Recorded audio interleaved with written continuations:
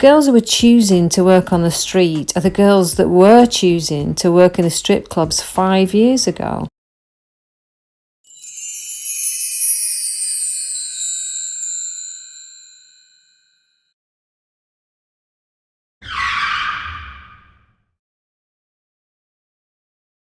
All those girls that go into it and think, yeah, that it'll be great. Well, have any of them actually ever been able to speak to women who've done it who haven't found it so great? It's playing on people's innocence and ignorance, and they're playing on the counsellor's ignorance as well. Anyone who speaks out against the strip industry is stigmatised and shamed. Of course, this serves very well to shut down or censor any alternative views, any discussion, and even the truth. A lot of us are scared to speak out because the backlash from being appeared to contravene a woman's right to choose is so enormous that a lot of the conversation is just not being heard. The fear of retaliation is too great. Because we spoke out, we've received abuse, we've been insulted, we've been called liars.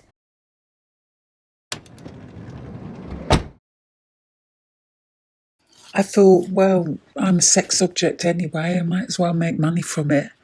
Everywhere I look, I'm being told that my main source of power is my sexual power. My body's the best thing I have to offer. And so to use those things in your job is empowering.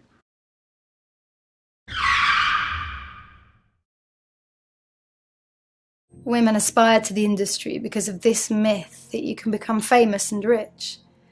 It's perceived as being glamorous because of people like Jordan, and young women think it's a stepping stone onto greater things.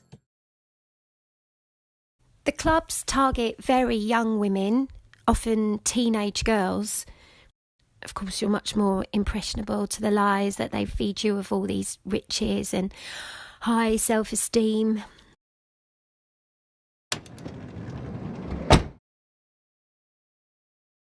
Lap dancing is often a stop along the way in a long journey of sexual exploitation. It's a slippery slope for women who were possibly vulnerable in the first place, and they can get stuck in a life they can't get out of.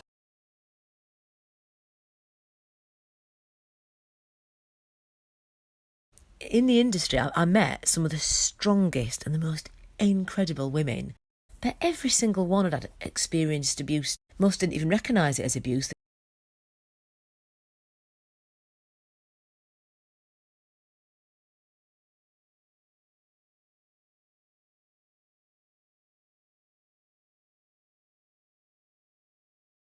I'd had an abusive childhood and now realise this abuse had a huge effect on my self-confidence and my self-esteem back then.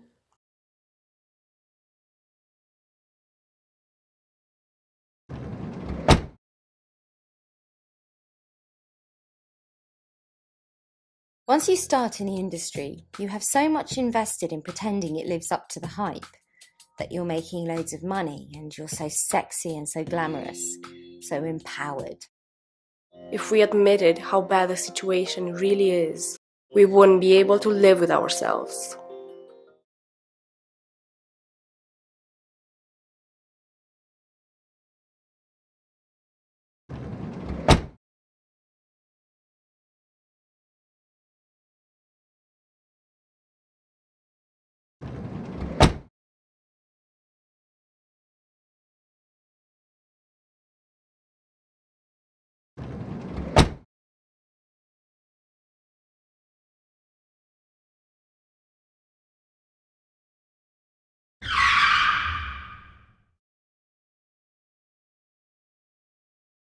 Lap dancing is a foot in the door to prostitution. Every woman that I've known who at first went in for stripping has ended up in prostitution with drug problems, and I'd say 75% of those end up working on the streets.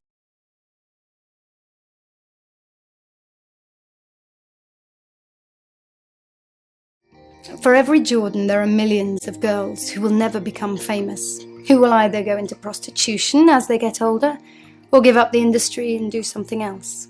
They'll be emotionally and even physically damaged.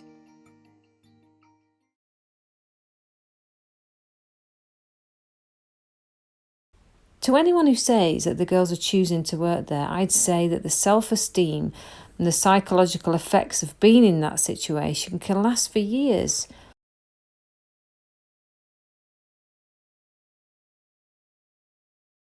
It's not a long-term thing. It's not nice.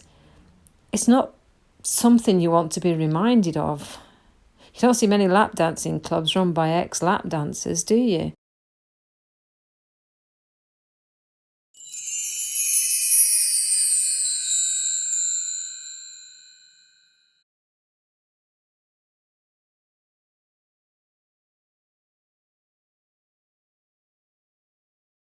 It's so misguided to talk about choice.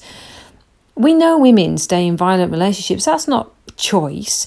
Just because the woman won't leave doesn't make it her choice to be there. This freedom of choice is really not that free. Not in the society that we live in.